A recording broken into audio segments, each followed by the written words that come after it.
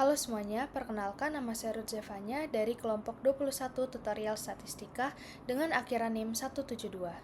Pada modul 1 estimasi parameter ini, kita akan mengidentifikasi dan membedakan jenis-jenis estimasi parameter, juga mengolah data dan menginterpretasikan output yang dihasilkan oleh software RStudio dan Minitab. Estimasi parameter adalah cara kita memperkirakan nilai parameter populasi menggunakan data dari sampel.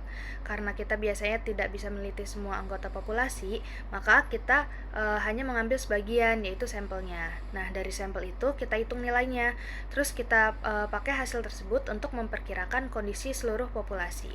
Baik teman-teman, jadi soal nomor 1 itu, dari 700 pengguna aplikasi belanja online yang disurvei, diketahui 455 orang menggunakan metode pembayaran transfer bank.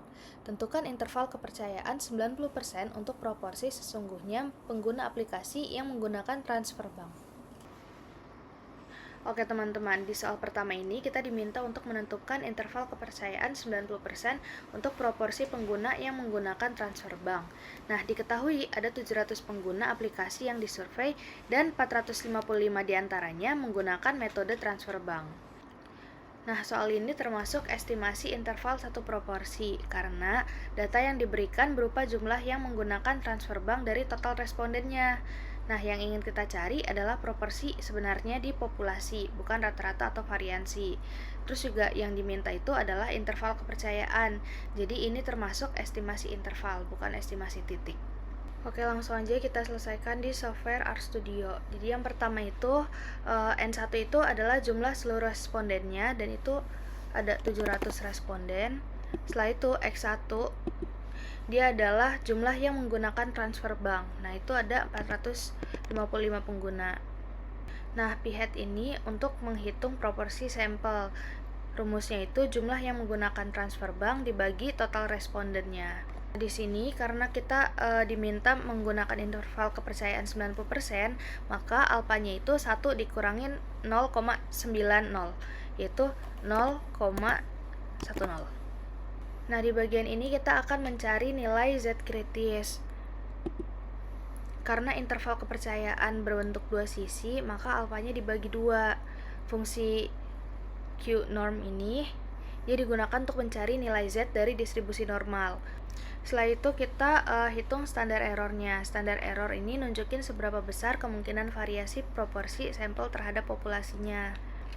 Lalu kita hitung batas bawah sama batas atas selang kepercayaannya.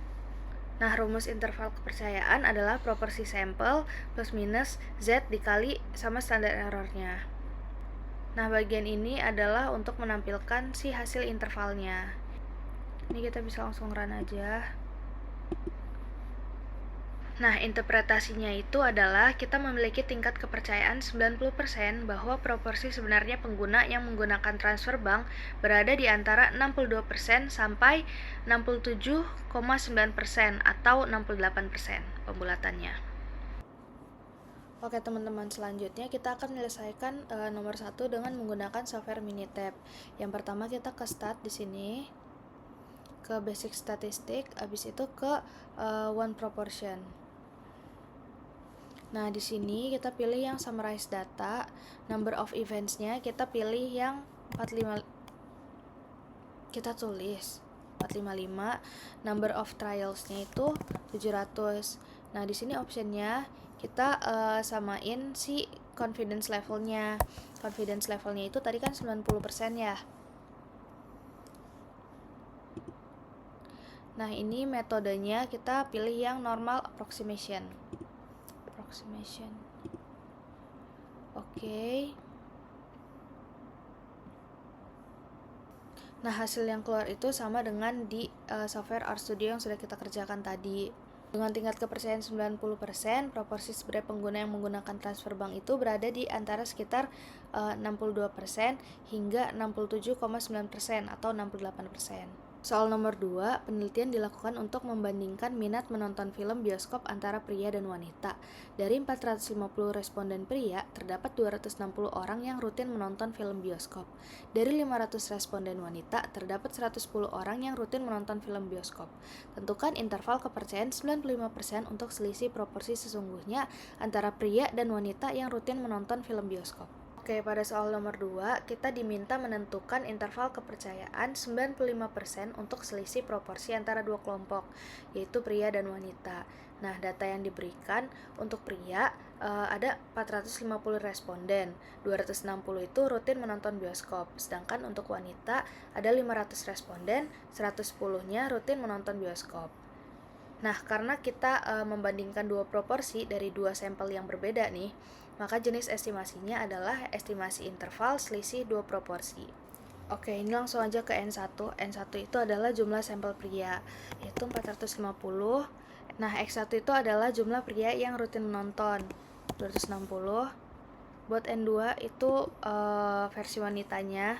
Sampel wanita itu ada 500, sama yang rutin menonton itu 110. Nah, bagian ini itu adalah untuk menghitung proporsi sampel baik untuk pria dan wanita. Bagian ini itu kita menghitung selisih proporsi sampel. Nah, ini adalah estimasi titik untuk selisih proporsi populasinya. Nah, ini adalah rumus standar error untuk selisih dua proporsi. Nah, standar error ini mengukur seberapa besar variasi dari selisih proporsi tersebut. Ini karena intervalnya dua sisi, si alpanya itu dibagi dua. Q norm ini digunakan untuk mencari nilai Z pada distribusi normal. Selanjutnya, ini untuk menghitung batas intervalnya. Di bagian ini adalah untuk menampilkan hasil perhitungan. Langsung kita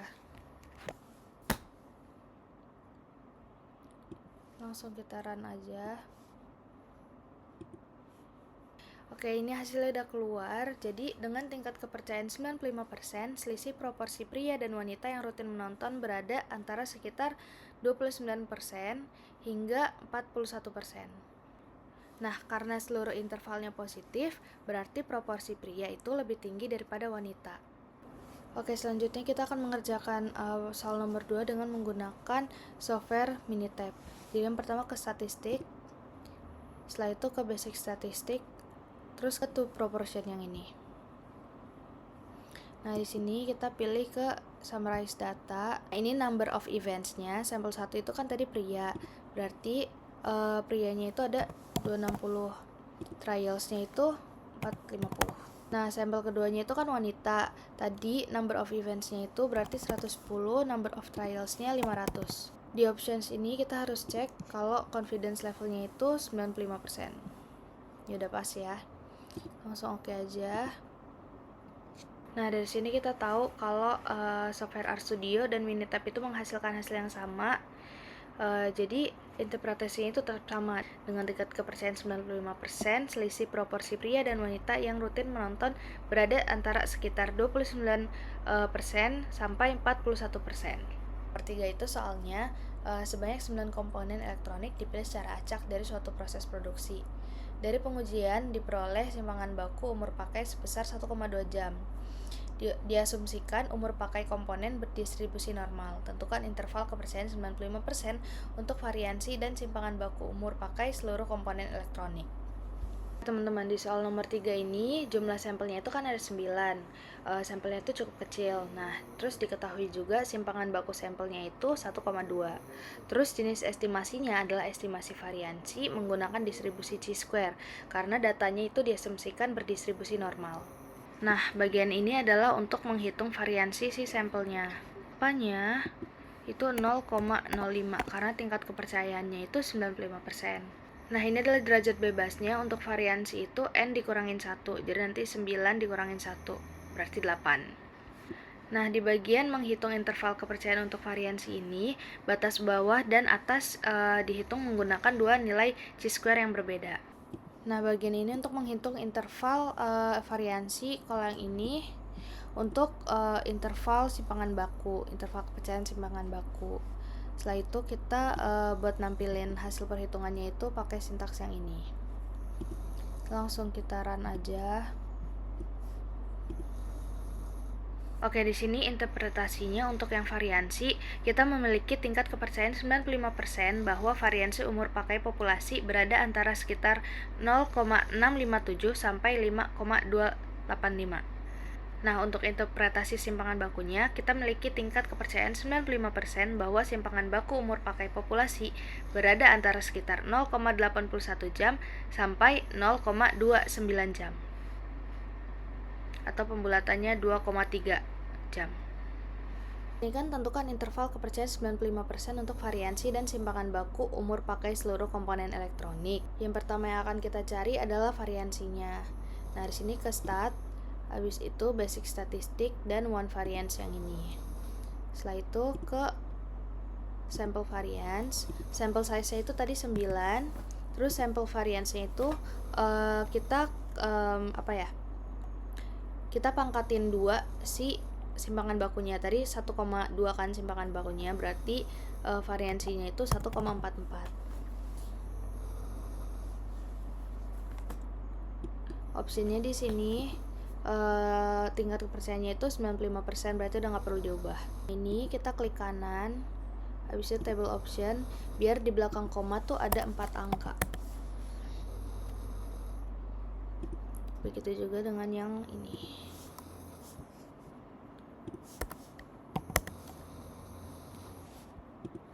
Ini juga hasilnya sama seperti yang di RStudio. Sekarang buat yang simpangan baku. Ke basic statistik, habis itu one variance, habis itu ke sample standard deviation. Nah, di sini 1,2. Oke, sudah pas. Oke, teman-teman, jadi ini udah saya setting di table option biar ada 4 digit di belakang koma.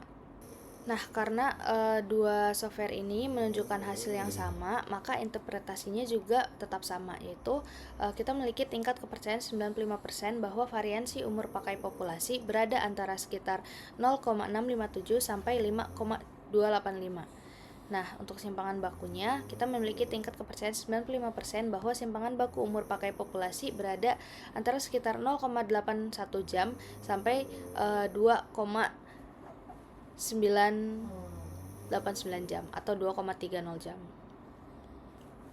Sekian tutorial dari saya, kurang lebihnya mohon maaf. Terima kasih.